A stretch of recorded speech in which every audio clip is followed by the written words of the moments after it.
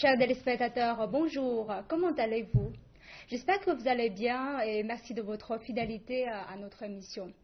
Et aujourd'hui, notre sujet est le rêve chinois, une devise lancée par le nouveau président chinois Xi Jinping.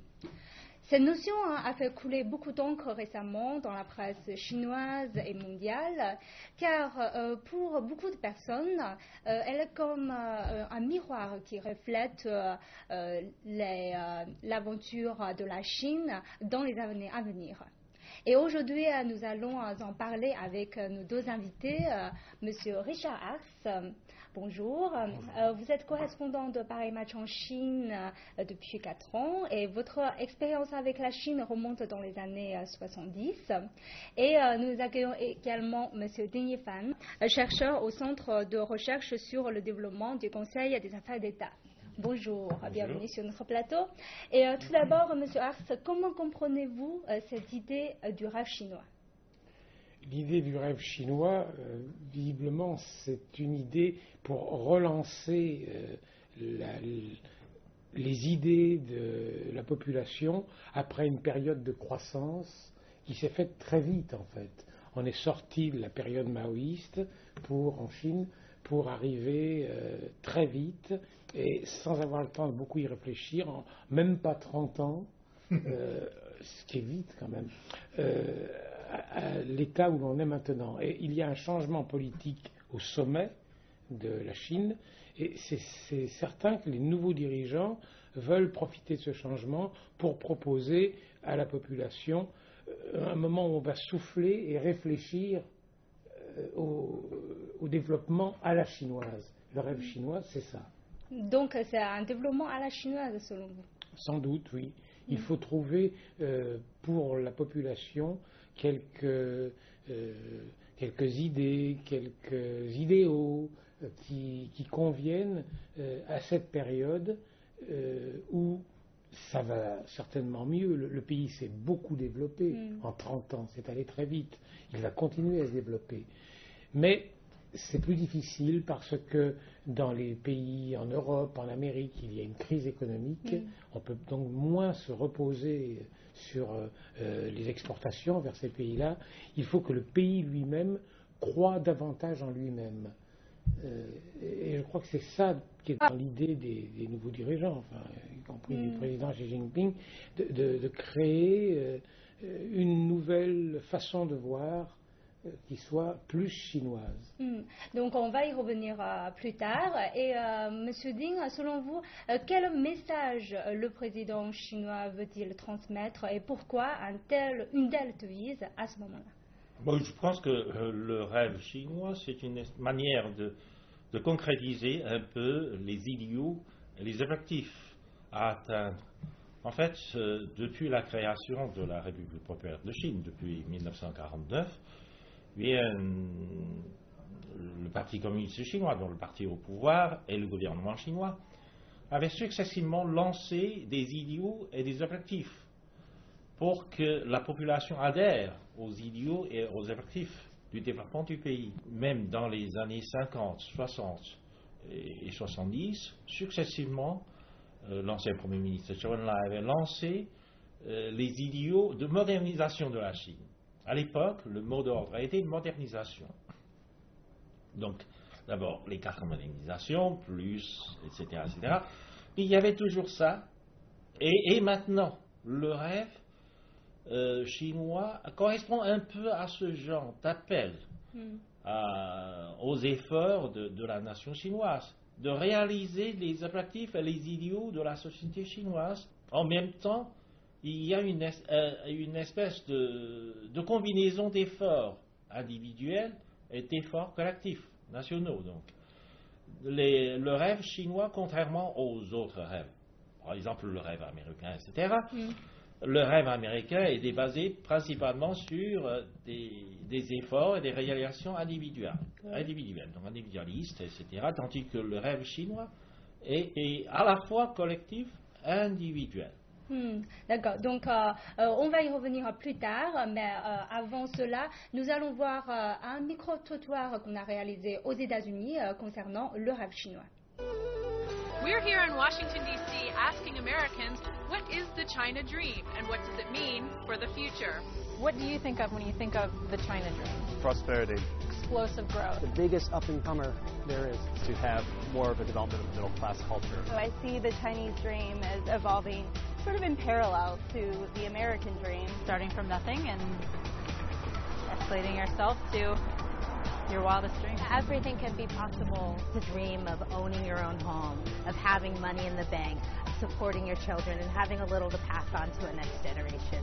A generation ago, China was still very much underdeveloped, and a lot of people struggled to have really basic things. I think they have that urge to really climb up the ranks in terms of their salary and in terms of their material welfare. To be able to make it and buy a house and have property of your own, but it's slowly turning towards hoping to also get a BMW and maybe a Maserati. So.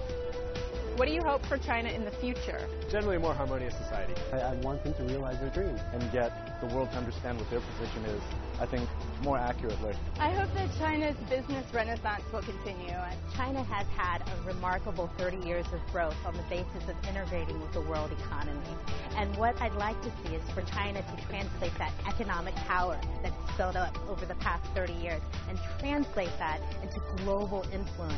I'm really excited to see where Chinese culture takes the rest of the world because it's so different from American culture. My hope would be that China continues to grow, that it solves its environmental issues in a decent way, and that its people can enjoy a higher standard of life going forward.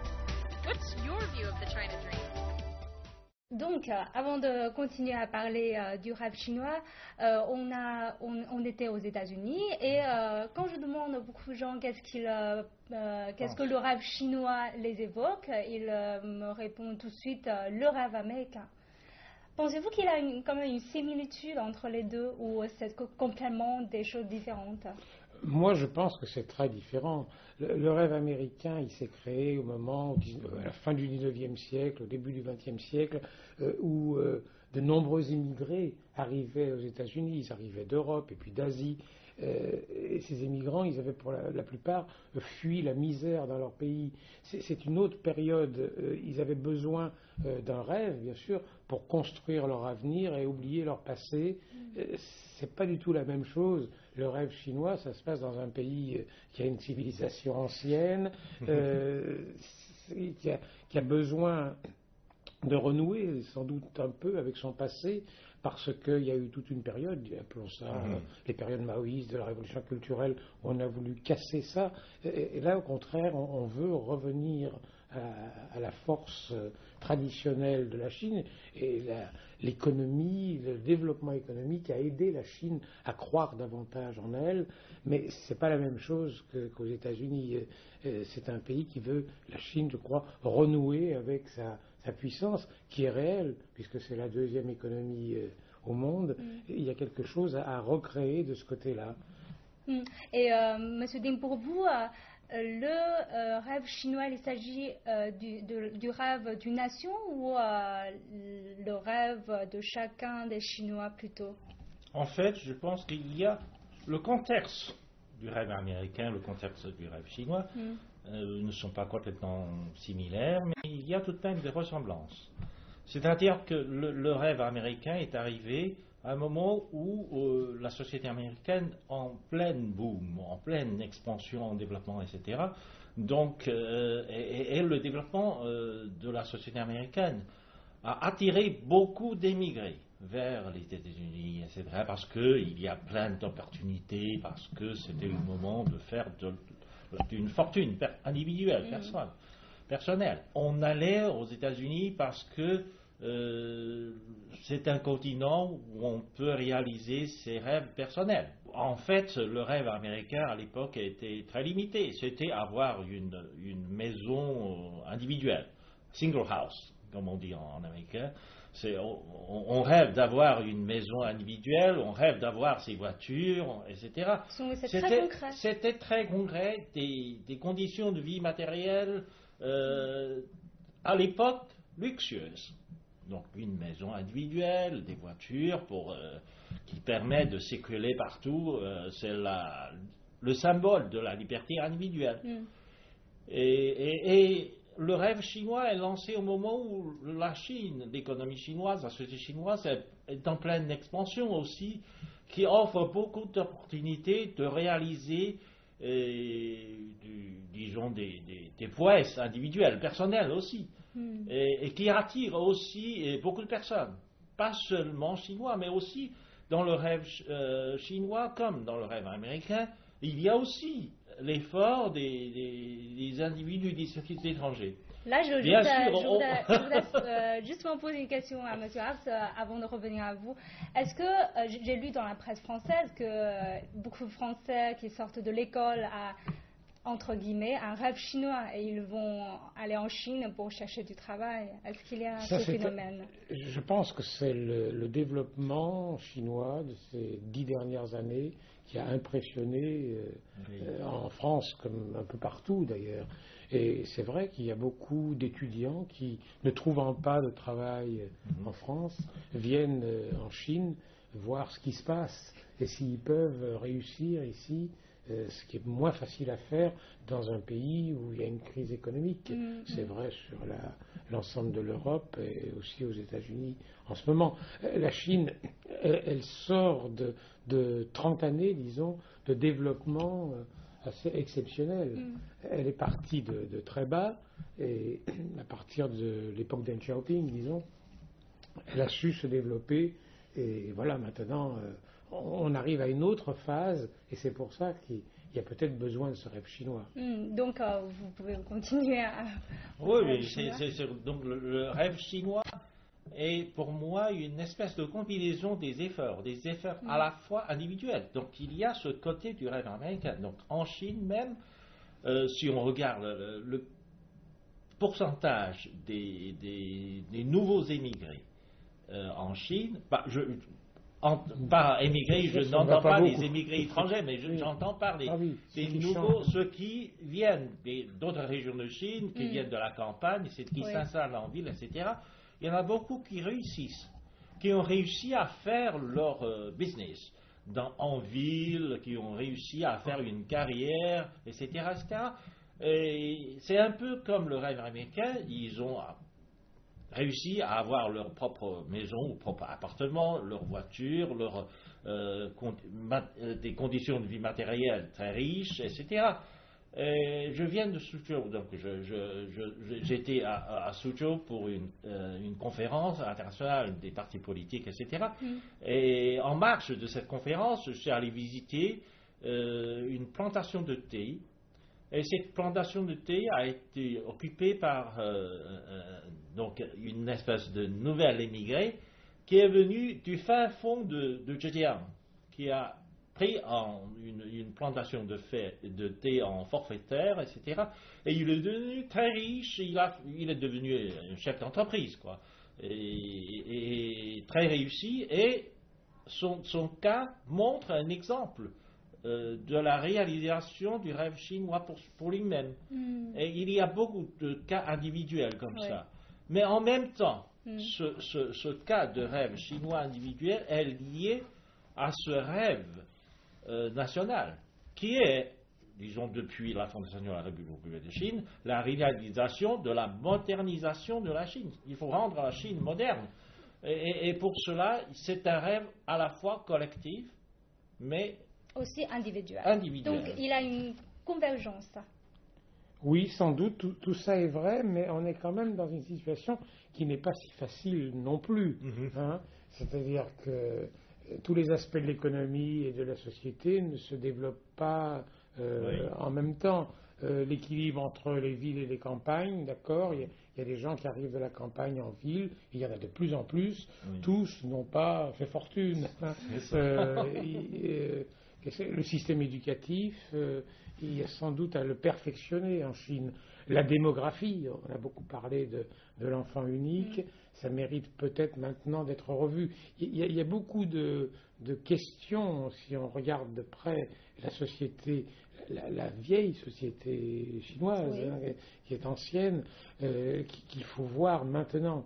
Et c'est ça, le rêve, il peut permettre de mettre du liant dans tout ça. C'est très important de trouver quelque chose de commun à tous ces gens qui, en Chine, ont bougé à cause de la croissance, et il y a quelque chose à inventer pour eux. D'accord, donc on va poursuivre notre discussion en ce sens pour voir quels sont les problèmes dans le développement chinois aujourd'hui. Mais comme vous avez évoqué tout à l'heure la réussite personnelle, donc nous allons voir ensuite un reportage sur un jeune Chinois qui a réussi son carrière. Nous sommes à Londres, la capitale britannique. C'est ici que Dai Kai, âgé de 36 ans, fait paraître le Chinese Weekly, le plus important journal chinois du pays, et a établi une université privée, le College of Central London, qui compte 600 étudiants. En voyant que les journaux des autres pays asiatiques avaient du succès en Grande-Bretagne, il a décidé de créer un média chinois. Si les Japonais et les Coréens le font très bien, nous, les Chinois, pouvons le faire encore mieux. Dai Kai et sa jeune équipe, qui n'ont pas d'expérience dans le domaine des médias, ouvrent un nouveau secteur en Europe. Ils adaptent le développement du journal aux nouveaux médias, par exemple les vidéos, les smartphones et l'iPad. Cette opportunité, c'est nous qui l'avons créée. Nous la connaissons. Le dieu des opportunités dans la Grèce antique est nu et ses cheveux le portent vers l'avant. Donc, quand nous faisons face à une opportunité, nous devons chercher à la saisir. En 4 ans en tant que directeur, Dai Kai a dû fermer 2 fois son université en raison de difficultés posées par l'Agence des frontières de la Grande-Bretagne. La première fois, il a beaucoup perdu, mais il s'est montré patient. La deuxième fois, il a porté l'Agence des frontières devant la Cour suprême britannique pour protéger ses droits. Le jugement de la Cour suprême nous soutient. Il demande à l'Agence des frontières de la Grande-Bretagne de nous rendre notre plaque. Nous avons gagné le procès. L'année dernière, il a organisé le sommet mondial des médias chinois avec le Zhenmin Zhibao à l'université de Cambridge. À cette occasion, plus de 30 médias chinois ont visité l'université d'Oxford. Le Financial Times et le Times, les médias orientaux et occidentaux, se sont réunis pour discuter de la transformation des médias traditionnels et de l'émergence des nouveaux médias. Après avoir vécu 10 ans en Europe, Dai Kai a conservé sa créativité et son esprit d'initiative. Quand on choisit de se battre pour quelque chose, on doit le faire avec sérieux et le faire bien. Et donc, dans ce reportage, il est question de saisir une opportunité selon le héros du reportage. Pensez-vous que maintenant la société chinoise offre-t-elle suffisamment d'opportunités pour que les jeunes puissent avoir une opportunité de créer leur propre carrière? Je pense qu'en Chine, c'est de plus en plus possible. C'est ça l'évolution intéressante pour les Chinois, en tout cas. Il y a des opportunités plus qu'il y en avait il y a 20 ans. Et également pour des étrangers qui viennent s'installer en Chine, c'est certainement plus facile. La Chine se développe à une grande vitesse et il va falloir que ce développement s'appuie plus, sans doute, sur l'intérieur du pays, notamment parce que dans les pays étrangers, il y a une crise. Donc, il va falloir inventer un projet de développement commun, une façon de vivre ensemble, de penser à ce qui peut être fait par les Chinois eux-mêmes. Donc, un rêve chinois, c'est vrai que c'est une bonne idée, il y en a besoin. Il y en a beaucoup qui pensent qu'avec beaucoup de problèmes qui ont connu la Chine actuellement et surtout une perte de crédibilité suite au scandale alimentaire ou la pollution de l'environnement, beaucoup croient que le rêve chinois est difficile à atteindre. Donc, quel est votre point de vue? Oui, c'est certain, tout n'est pas aussi facile que Lin Yifan le disait. D'abord, tous les Chinois n'ont pas eu accès à la croissance depuis 30 ans, loin de là. Et puis, il faut que le développement économique continue et touche de plus en plus de monde, ce qui veut dire sans doute que la croissance ne peut plus être autant fondée sur les exportations. Il est important maintenant pour la Chine de se tourner vers son marché intérieur. C'est un défi fondamental, je crois, pour les années qui viennent. Et là, la Chine se développera, à partir du moment où elle se développera de l'intérieur, avec tous les risques sociaux qui peuvent être avec. Il faut que tout le monde en profite. Et au passage, donc, il est important que la pollution, par exemple, soit diminuée, parce que c'est une question à laquelle la Chine doit faire très attention. Ça ne sert à rien de développer l'économie s'il y a tellement de pollution que les gens souffrent et sont malades. Et j'observe d'ailleurs, c'est très intéressant, que c'est un thème dont on ne parlait pas il y a 5 ou 6 ans encore. Et maintenant, au contraire, c'est devenu un thème majeur. Je pense que la Chine, le gouvernement, va faire des efforts dans ce domaine pour arriver à limiter la pollution. Donc, pour moi, la Chine, actuellement, c'est un problème surtout interne, alors qu'elle a été beaucoup plus tournée vers les exportations. Maintenant, elle a besoin de passer à une autre phase de développement de son économie en interne, et puis des déplacements de population, tout ce qui va avec. C'est certain que, par exemple, il y aura moins d'agriculteurs dans quelques années parce qu'ils seront arrivés en ville. Et tout ça, il faut au minimum l'organiser, le planifier, créer de nouvelles villes. Ce que la Chine jusqu'ici est arrivée à faire, il n'y a pas de raison que ça s'arrête. Mais c'est un développement avec des priorités plutôt intérieures, je crois. Et parmi les priorités internes, quelle est la priorité parmi ces priorités, M. Ding? En fait, j'ai mentionné les objectifs fixés par nos dirigeants précédents sur la réalisation de la modernisation en Chine. Donc,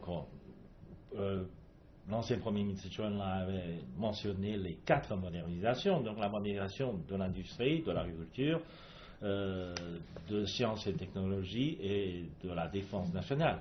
Et maintenant, le nouveau Premier ministre, Li Keqiang, avait mentionné aussi les 4 nouvelles modernisations d'une certaine manière, qui concernent aussi l'industrie. Le nouveau type de développement industriel, c'est une nouvelle modernisation de l'industrie, mais il y a aussi ce qu'on appelle le développement informatique de l'économie, c'est-à-dire que le développement de l'information et des outils de l'information liés à la croissance économique, etc., c'est défini comme une nouvelle modernisation. Et la 3e modernisation concerne l'urbanisation. Donc la Chine est passée dans une phase accélérée de l'urbanisation, parce que l'urbanisation, le processus de l'urbanisation a été lancé il y a une dizaine d'années, mais la Chine est entrée dans une phase accélérée de l'urbanisation. Donc il y aurait davantage de population rurale qui quittera la terre pour venir s'installer en ville, etc. Mais il faut préparer pour l'arrivée de ces nouveaux immigrés. Et tout cela veut dire qu'il y aura des investissements dans l'infrastructure, par exemple. Il y a des investissements dans la formation de ces jeunes nouveaux immigrés. Il y a l'investissement dans préparation ou dans facilitation des moyens financiers pour permettre à ces nouveaux immigrés de créer leur propre carrière, de créer leurs propres entreprises, etc., etc. Tout cela, c'est un travail social énorme à réaliser. Et donc, selon vous, la priorité, c'est l'éradication de la pollution ou c'est le développement, c'est l'investissement? C'est un travail complexe à réaliser. On ne peut pas insister seulement sur un côté ou sur une certaine priorité en négligeant les autres. Donc les 4 modernisations, à la fin, la dernière modernisation soulignée par Li Keqiang, le Premier ministre, est la modernisation de l'agriculture. Parce qu'à mesure que la population rurale, une partie de la population rurale quitte la campagne, etc., il ne faut pas laisser la campagne en désuétude. Donc il faut aussi développer la campagne et développer l'agriculture moderne. Et tout cela nécessite des efforts à la fois de la société, mais aussi du gouvernement. Le gouvernement doit harmoniser, planifier et arranger l'arrivée de ces événements et le développement de ces secteurs. Donc c'est dans tous les sens, si on peut dire. Oui. Je voudrais savoir quel est le rêve chinois à partager avec le reste du monde. Pour vous, qu'est-ce que le rêve chinois signifie pour le reste du monde? Je pense que essentiellement, il faut que la Chine soit mieux connue dans le reste du monde. C'est-à-dire qu'il faut d'abord que les Chinois croient à leur modèle. Quel modèle? Le modèle qu'ils sont en train de mettre au point, c'est-à-dire tout ce qu'on vient de dire, l'économie qui bouge, un état de droit qui doit exister, qui est indispensable pour pouvoir réaliser les rêves chinois, même si c'est un peu paradoxal, parce que l'état de droit c'est fixe, alors que les rêves c'est un petit peu plus fantaisiste, mais il y a quelque chose à mettre au point, mais il y a dans la civilisation chinoise tellement de choses fortes qui ne sont pas tellement connues au-delà de la Chine que c'est ça qu'il faut valoriser. L'exportation à la chinoise, ça ne peut pas être que des marchandises. Il y a aussi une culture, une civilisation vraie chinoise. Et c'est ça la réponse à votre question.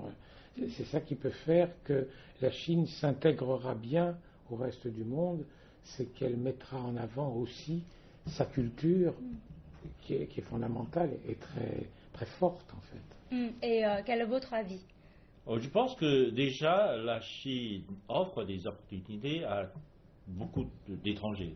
Si on regarde le nombre d'étrangers qui demandent la carte verte, comme aux États-Unis, en Chine aussi. Ils sont moins nombreux quand même. C'est ça, mais le nombre d'étrangers qui demandent à avoir accès à ce genre de système est en augmentation terrible. Il y a de plus en plus de gens qui demandent à avoir cette carte de séjour à long terme. Cela montre qu'il y a de plus en plus d'étrangers qui sont attirés par le développement de la Chine, qui s'installent en Chine, qui font leur carrière en Chine, qui réussissent en Chine avec la croissance de la société chinoise. Comme la Chine se développe assez rapidement, la Chine est devenue un grand marché, beaucoup de pays étrangers, surtout pour les pays producteurs de ressources naturelles, des matières premières, d'énergie, etc. Et la croissance de la Chine contribue, par exemple, à 1 point ou 2 points de croissance pour ces pays producteurs de ressources. Vous voulez dire?